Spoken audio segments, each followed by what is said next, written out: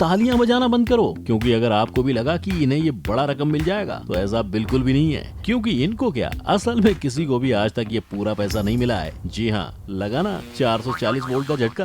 अब से हर शुक्रवार मैं आपके लिए लेकर आऊंगा फार्म इजी घर बैठे जीतो जैकपॉट। और ये जो घर बैठे बैठे जैकपॉट जीतने की स्कीम है ना, उसमें जीतने वाला तो मोटी रकम लेकर जाता ही है, पर उससे भी कहीं ज्यादा पैसे तो सामने वाली पार्टी यानी केबीसी की जेब में जाते हैं। लेकिन कैसे? और भाइयों, ये तो कुछ भी नहीं, क्योंकि जहां पूरी दुनिया को लगता है कि केबीसी वाले अपने विनर्स को अमीर बनाते हैं, वहीं मैं ये कहूं कि केबीसी की जेब से ये करोड़ों रुपए जाते ही नहीं है। इस बड़ी रकम का घाटा तो ओरिजिनली कोई और भुगतता है। लेकिन क्यों? वेल, इन्हीं सब काले सच पर से आज हम पर्दा उठाने जा रहे हैं in our today's video title 5 dark truths behind Kaun Banega करोड़पति।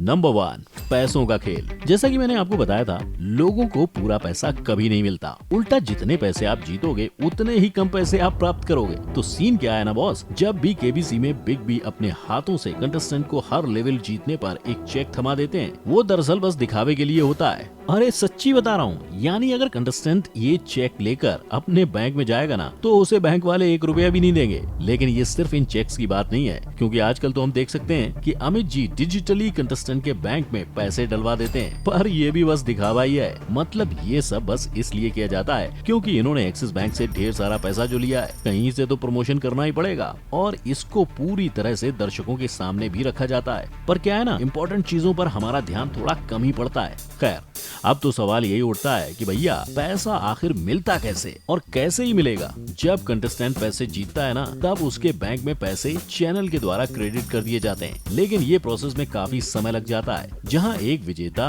अभिनव पांडे को तो उनकी विनिंग प्राइस पूरे 4 महीने बाद मिली थी। पर ये मेन बात नहीं है। मेन बात तो ये है कि कंटेस्टेंट चाहे कितने भी पैसे क्यों ना जीत जाए, उसे पूरे पैसे घर ले जाने का लाभ कभी भी उठाने को नहीं मिलता। और ऐसा इसलिए क्योंकि अगर कोई इंसान ऑनलाइन या टीवी के कोई गेम शो में पैसा कमाता है, तो उस रकम पर इनकम फ्रॉम अदर सोर्स के हिसाब से 30.9% का टैक्स लगाया जाता है। यानी अगर कोई 1 करोड़ की रकम जीतता है, तो उसे सिर्फ 69,10,000 रुपए घर ले जाने को मिलेंगे। मतलब बाकी का 30.90 लाख यानी 30,90,000 उड़नछू। नंबर 2, केबीसी के विनर की दुखद कहानी। ये भाई साहब जो 5 करोड़ की प्राइज मनी जीतकर करोड़पति बन गए थे, वो आज बन गए हैं रोडपति। ये केबीसी 5 के ग्रैंड प्राइज के विजेता सुशील कुमार हैं, जिन्होंने 5 करोड़ जीतकर केबीसी के इतिहास में अपनी जगह बना ली थी। लेकिन यही पैसा जिसने उन्हें रातों रात स्टार बना दिया था, वही उनके जीवन का सबसे खराब वक्त भी लेकर आया था, जिसके बारे में उन्होंने अपनी जीत के पूरे 10 साल बाद एक फेसबुक पोस्ट के द्वारा पूरी दुनिया के सामने उसको रखा था। और इस पोस्ट के हिसाब से शुरुआत में उनकी एक ऐतिहासिक मजा आ गया सर, आपकी क्या काम करके है जो कर सूरज निकट गया, कबूतर उड़ गए, इस तरह उन्हें काफी सम्मान और प्यार मिला था, जहां उन्होंने कई सारे इंटरव्यूज भी दिए थे। और तो और उनको लोग इतना पसंद करने लगे थे कि एक ऐसा समय भी आ गया था जहां उन्होंने महीने भर में 50 से ज्यादा शोज भी किए थे। साथ ही में उनकी फेम की वजह से उन्हें मशहूर डांस रियलिटी शो झलक दिखला जा पर भी जाने का मौका मिला था। पर अब जाहिर सी बात है, उन्हें इतना सारा नाम और शोहरत मिल रही थी, तो दूसरी किसी चीज पर कहाँ इनका दिल बैठने वाला था। तभी तो उनकी जिंदगी से पढ़ाई ने भी टाटा बाय बाय कह दिया था। लेकिन इसके बावजूद उन्होंने अपने प्राइज मनी से बहुत सारे लोगों की मदद भी की थी, जहां उन्होंने कई सारे एनजीओज में डोनेशंस भी किए थे। पर दुर्भाग्यवश उन्हें बाद में इस बात की जानकारी हुई कि उनमें से कई एनजीओज फ्रॉड थे, जिन्होंने सुशील के भोलेपन का फायदा उठाकर उनका सारा पैसा खा लिया था। और इस धोखाधड़ी वाले तनाव के चलते जल्द ही उनकी जिंदगी में दारू और नशे ने घर बना लिया था, जिसकी वजह से उनकी शादीशुदा जिंदगी में भी कई उतार चढ़ाव आ गए थे। लेकिन हद तो तब हो गई जब इस सब के चलते उन्हें अपना घर चलाने के लिए दूध तक बेचना पड़ गया था। पर उन्होंने फिर भी हार नहीं मानी और ये सब उतार चढ़ाव को पार करके आज ये अपने गांव में ही स्कूल के बच्चों को पढ़ाने का काम करते हैं। यानी ये देखकर एक बात तो साफ दिखाई दे रही है कि चाहे कोई कितने भी पैसे केबीसी में जीत जाए, उसके आगे की जिंदगी कैसी होगी ये पूरी तरह उस पर निर्भर करती है। क्योंकि अगर हम दूसरे विनर्स को देखें तो सब ने अपने विनिंग अमाउंट का इस्तेमाल सही तरह से किया है। जैसे केबीसी 1 की विजेता हर्षवर्धन नवाठे अपनी जीत के बाद यूके के स्कूल से अपनी डिग्री हासिल की और आज वो एक बहुत काबिल जगह पर हैं। या अगर हम उदाहरण लें केबीसी जूनियर के विनर रवि मोहन सैनी का, तो इस 14 साल के बच्चे ने अपने बलबूते पर यूपीएससी की पढ़ाई पूरी की और आज वो अपने देश के लिए काम करते हैं। नंबर 3, इतना सारा पैसा आता कहां से है? वैसे आपको जान के खुशी होगी, शायद ना हो, पर विजेता को पैसे देने का काम सिर्फ केबीसी वाले नहीं करते हैं, यानी सारे पैसे उनके पॉकेट से नहीं जाते हैं। तो भाई कौन इतना दरिया दिल है जो ऐसे ही लोगों को फ्री में पैसे बांट रहा है? अब इसका चक्कर कुछ ऐसा है ना कि केबीसी ने भी हमारी तुम्हारी तरह खुद पर इंश्योरेंस निकलवा के रखा हुआ है, ताकि अगर कभी दुर्भाग्यवश केबीसी के सेट पर कोई अनहोनी घट जाती है, जैसे कहीं आग लग जाती है या भूकंप के कारण कोई डैमेज आ जाए या कभी किसी कारण से अमित जी शूट करने नहीं आ पाते हैं, तो इन सब की वजह से जो खर्चा आएगा वो ये इंश्योरेंस की मदद से कवर किया जा सकता है। अब ये सब तो अच्छी बात है,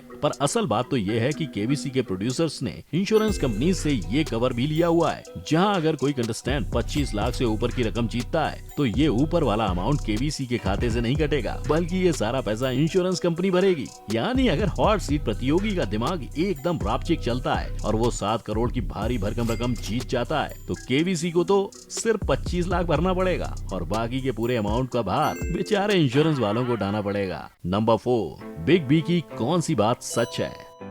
वैसे अब देखो, टीवी पर शो चला रहे हैं तो थोड़ा थोड़ा तो स्क्रिप्टेड होगा ही, लेकिन सवाल ये है कि आखिर किस हद तक सब फेक होता है। अब इस पिक्चर का सीन कुछ ऐसा है कि हमारे बिग बी केबीसी के हर एपिसोड में जो मस्त मस्त बातें करते हैं ना, दरअसल वो सारी बातें उनके मन से निकले हुए शब्द नहीं होते हैं, बल्कि रियलिटी तो ये है जैसे हर रियलिटी शो या लाइव शो में होता है, वैसे ही यहाँ पर प्रॉम्प्टर्स लगे होते हैं, जहाँ एक छोटी सी स्क्रीन पर बिग बी के सारे लाइन्स लिखे हुए होते हैं, जिसे पढ़ पढ़ कर ही ये सालों से दर्शकों को इतने बढ़िया एपिसोड्स देते आ रहे हैं। लेकिन बस इतना ही नहीं, कुछ सूत्रों से ये जानकारी भी हासिल हुई है कि जो हर एपिसोड के पहले हॉट सीट पर बैठे कंटेस्टेंट की जीवन गाथा बताते हैं ना, वो सब कुछ हद तक फेक होता है, जहां उनके परिवार वाले भी असली नहीं होते हैं। पर अब इस बात पर हमें विश्वास करना चाहिए या नहीं, उस पर थोड़ा डाउट है, क्योंकि पास्ट कंटेस्टेंट की माने तो उनके हिसाब से केबीसी वाले कोई भी गड़बड़ घोटाला नहीं करते हैं, ना ही शो में किसी तरह की स्क्रिप्टिंग की जाती है। उल्टा अगर उनकी माने तो उनको अपने हिसाब से बोलने का पूरा मौका दिया जाता है और सब कुछ रियल ही होता है। और अगर अब बात की जाए जहां अमित जी हर सवाल के बाद वो टॉपिक पर मस्त सा फैक्ट सुनाते हैं, तो यहाँ सीन थोड़ा सा बदल जाता है, क्योंकि इनका कंप्यूटर जी बाकियों के कंप्यूटर स्क्रीन से थोड़ा सा अलग दिखता है। जहां कंटेस्टेंट के स्क्रीन पर बस चल रहा सवाल और ऑप्शंस दिखाई देते हैं, वहीं अमित जी के कंप्यूटर पर सवाल और ऑप्शंस के साथ ही सामने बैठे इंसान की सारी जन्म कुंडली, उसने अभी तक गेम में कितने लाइफ लाइन्स इस्तेमाल किए हैं, बाकी ऑप्शंस की लिस्ट, और तो और जो सवाल चल रहा है उसके बारे में थोड़ी एक्स्ट्रा इन्फॉर्मेशन होती है, जिसको बाद में अमित जी दर्शकों के सामने रखते हैं। यानी एक बात तो क्लियर है कि भले ही इस शो में थोड़ी बहुत स्क्रिप्टिंग चल जाती है, पर बड़े पिक्चर में देखें तो शो काफी रियल ही है।